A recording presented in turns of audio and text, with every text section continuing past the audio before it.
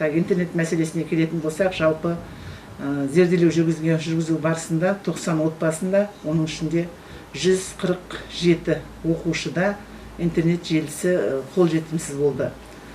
Сол интернет желісіне жалпы міндетті оқу қорынан 1.856.000 теңге ақша бөлініп, жаңағы үй отбасына, 64 отбасына рутер модем алынып берілді.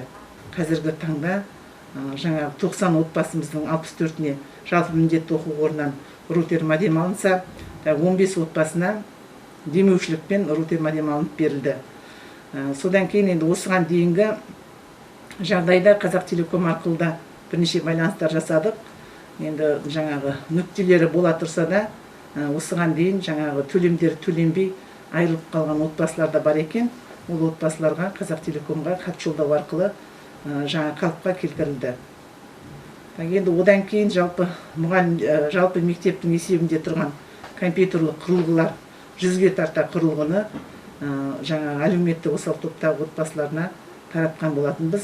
Онда біз 164 оқушыны қамтыдық. 100 отбасы, онда 164 отбасыны қамтыдық.